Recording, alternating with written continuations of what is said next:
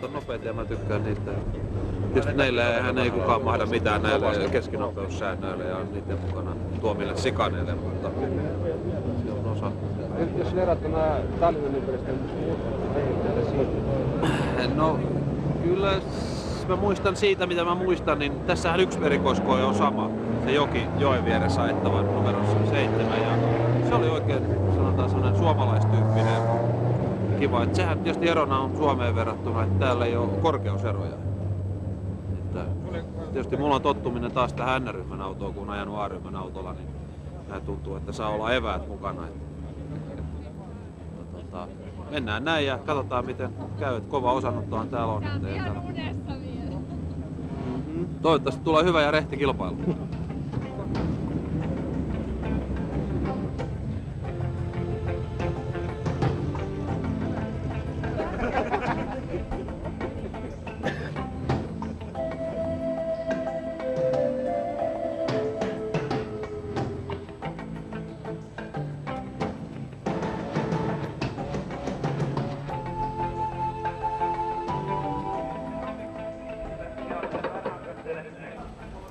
ensimmäistä kertaa ajamassa Estissä.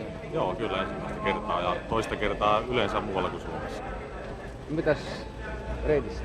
No mitä reittihän on ihan mielenkiintoinen, että parien pikkutientä lukuun. Onko liian nopeita? No ehkä vähän meidän autolle saattaa olla pikkusen liian nopeita, mutta eiköhän niitä jossakin paikassa sitä vähän kiinni saa sitä nopeuttakin. Mutta ihan mielenkiintoinen varmasti tulee olemaan. Missä tänä vuonna olet ajanut ja mikä on paras tulos? No, mä oon Suomessa ajanut sitä Suomen mestaruusosakilpailua 2 kappaletta ja me ollaan tällä hetkellä 5. Suomen mestaruustilastossa. Mitä se kilpailu sulle merkitsee? On se joku tämmöinen harjoituskilpailu tai? No en mä tiedä, mä tulin hakemaan vähän niin kuin ulkomaankin kokemusta sillä lailla, että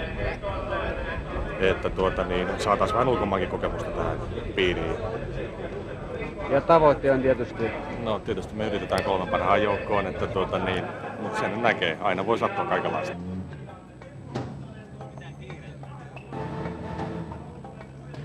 Erittäin hyvä reitti muuten, mutta pari vähän liian huonoa pätkää on kyllä. Että muuten miellyttävä reitti oli harjoitella ja kyllä siellä on tosi hyviäkin pätkiä. Verrattuna Tallinnan ympäristössä teillä? Keskinopeudet ovat alhaisemmat, että vähän hitaammat tiet. Kuka on pahimmat vastustajat? Nilpakka, sitten Ruotsin pojat, ehkä Vierimaa. Nämä uskoisin näin. Tavoite on sulle tietysti? Yritetään, että se ykkönen olisi.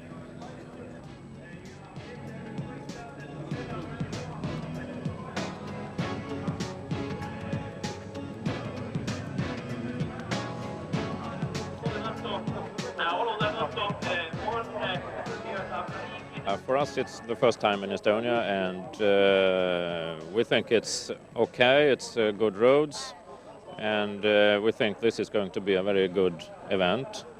And I think we will come back here even in the future if it goes all right for us today.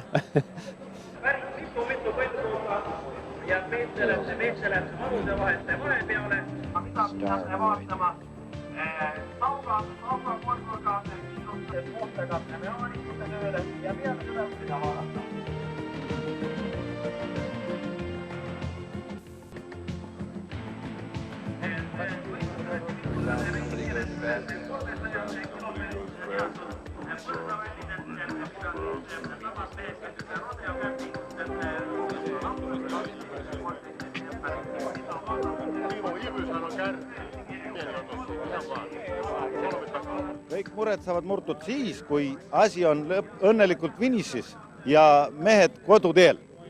Ma leian, et siis hakkab asi koomale minema. Mitä ütlevad sportlased seekordse võistluse kohta enne starti? Võistlejatel üldiselt võistlejad rajaga on rahul olnud, on erandeid, kes ka rahul ei ole. Selle 2,5 kuuse ettevalmistusajaga lihtsalt paremini, ma leian, paremini on alati võimalik, aga lihtsalt raske on paremini teha seda suurt võistlust. Ta on ikkagi rahvusvaheline võistlus ja seda hästi teha peaks aastane ettevalmistusperiood olema. kas julged ka võitja ära ennustada? Ma Olavsoni ja seda pakuksin, nad on üsna tugevad sõidumehed B-prioriteediga ja Mustonen ja Bolšihid. Nende järgi on kõigi inimeste pilgud praegu. Ma arvan, et see on väga tore niisugune süst jällegi Tallinnast väljapoole ja ma arvan, et ilus oleks, kui see ralli jääkski traditsiooniliseks ralliks. Pärnumaale annab ta kindlasti palju ja kogu Eesti autospordile ka. Väga meeldiv on, et see asi siin toimub. Minu poolt ka traditsiooniline küsimus, kes võidab? No seda on praegu raske öelda, ma ei julgeks öelda, ma arvan, et 4 meest on, kes siin hakkavad nagu selle asja eest võitlema. Ma arvan, et Seppo Mustonen, Eugenius Tumilavitsus, Venat Baltšihhid ja Uwe Olovson. Ma tuleksin selle küsimuse juurde tagasi täna õhtul.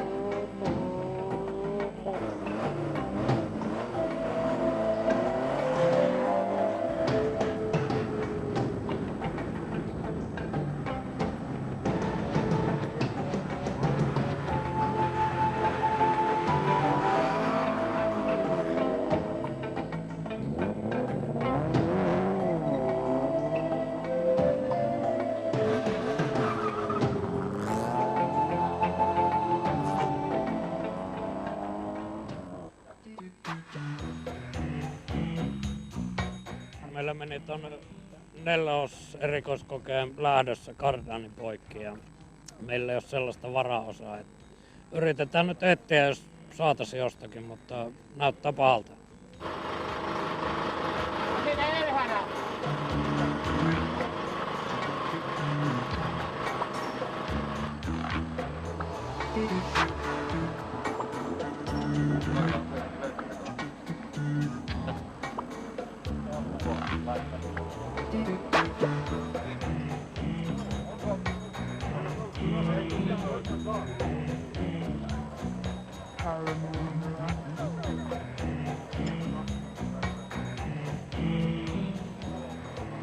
Teistel meie poistel juhtus, kes rajakarvale jäid?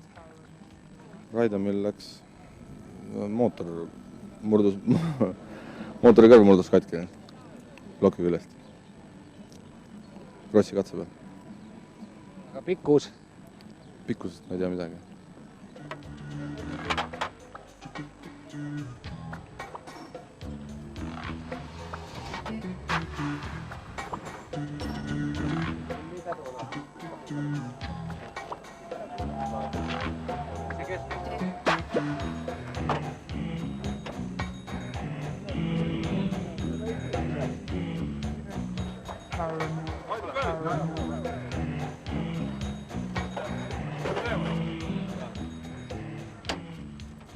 Ihan kivasti on tähän asti mennyt. Että aluksi oli vähän semmoista arastelua, mutta niin kyllä nyt tämä loppupätkät on tullut jo ihan mukavasti. Että sääli vaan nyt, että muilla on vähän vaikeuksia ollut, että Sepon kanssa oli tiukkaa ainakin ennen taukoa. Mitäs nyt ohjelmassa toisella taukolla?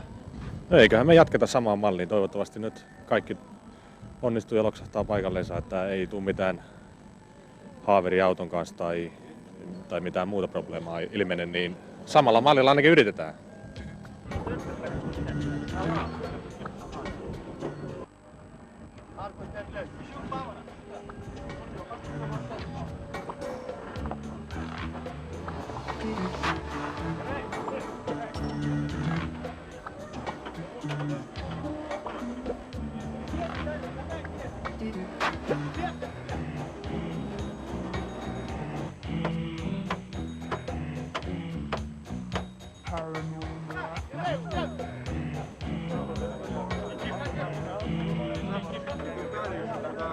Tundus, et kõik sujus päris hästi, mis juhtus? Hüppasime ühe trampliini pealt nagu mootori katki. Täpselt mootori toe peale. Kuidas esimene katse läks? Esimene ei normaalselt läks. Me teise katse tulime lõpuni, iga see oli kuskil 200 meetrit ennem lõppu.